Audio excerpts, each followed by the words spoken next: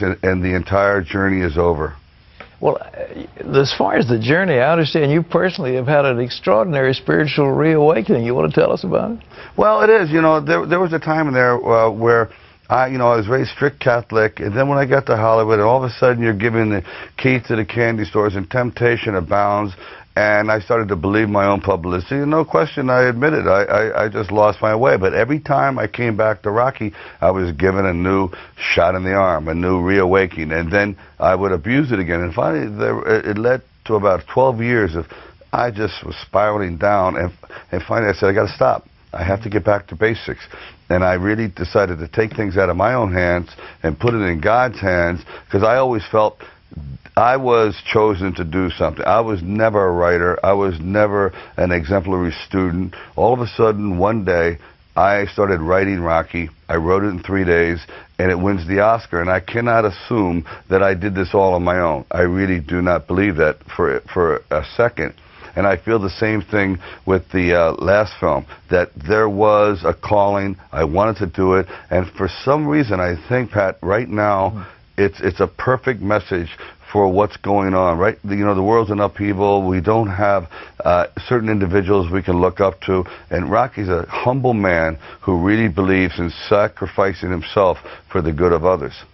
Well, I know people will want to watch it. It opens tomorrow in theaters all across America. Have you got good distribution for it? Oh, it's been fantastic. I mean, so far, when I announced this, I was the laughingstock of the country. But I said, you don't understand. It's really dealing with some deep core values.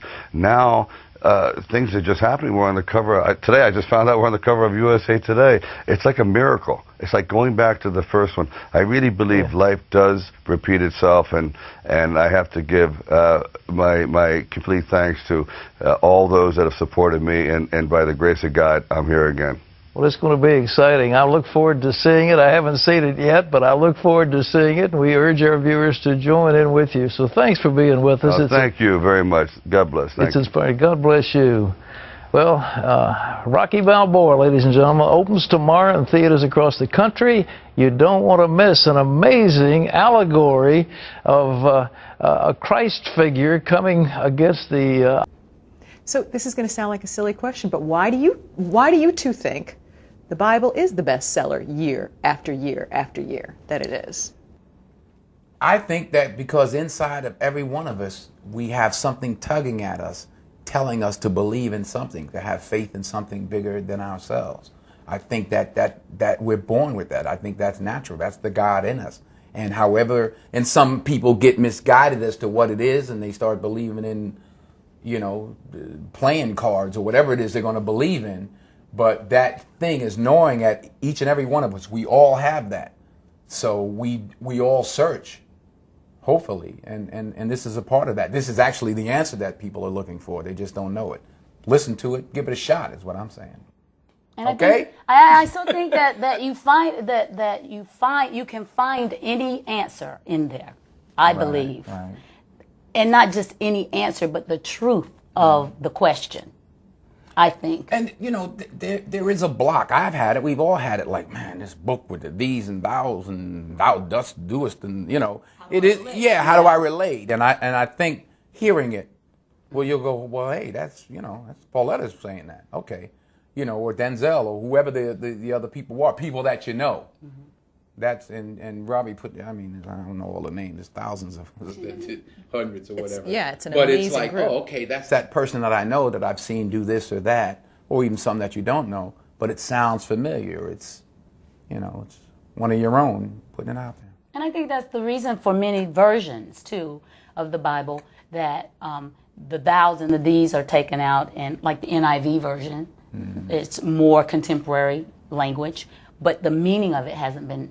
Was that wrestling or something else? It was a result of my wrestling and football career cumulatively over the years. And I was still training real heavy on the weights. I injured my spinal cord at C5, C6, and they said I was going to be paralyzed from the neck down. Weights. Yeah, working out. And I sat in an airplane with my head turned, and I cut the blood flow off to my central spinal cord up in my neck area. And I woke up the next morning in a hotel room paralyzed from neck down.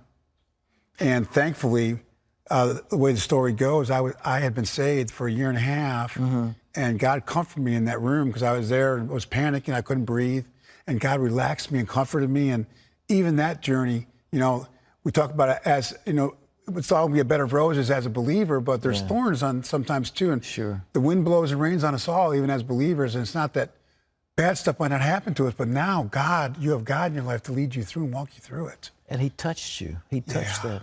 He did in that room and in my recovery. I was given a 0 to 5% chance of any movement from the neck down. I was going to need 24-hour care to be fed, bathed, my teeth brushed, and I live on my own. I drive my own car.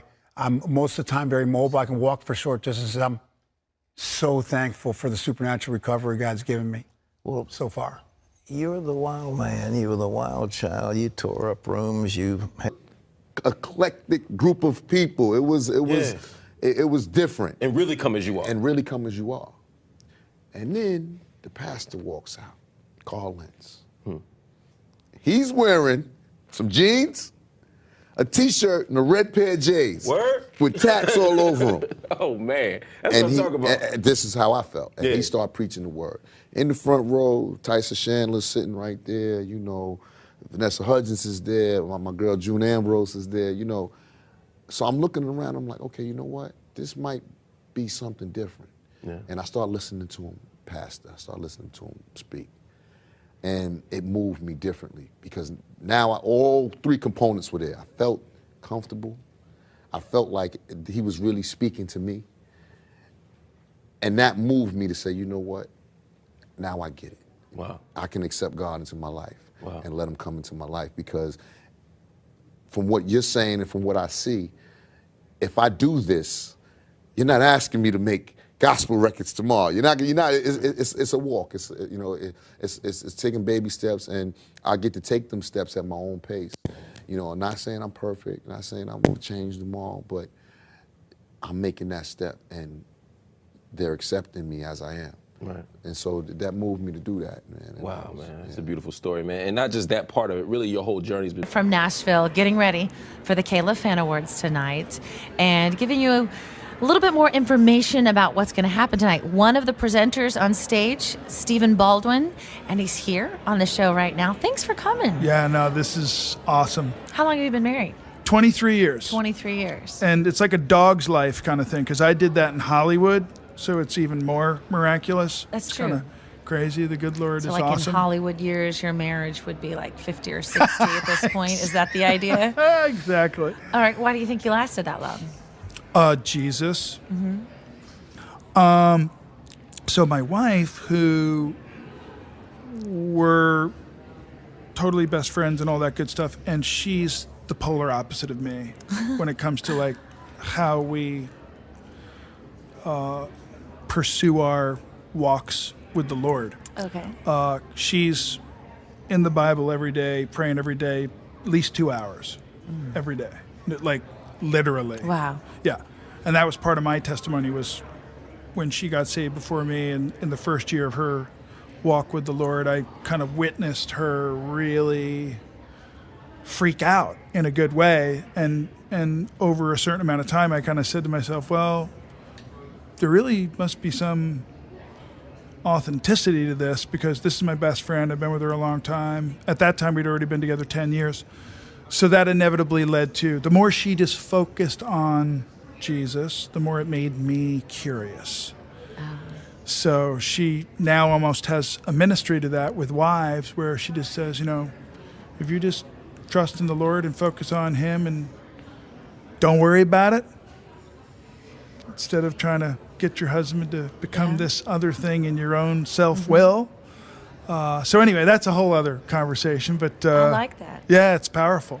So she basically feels like, in a way, her ministry is to women who are married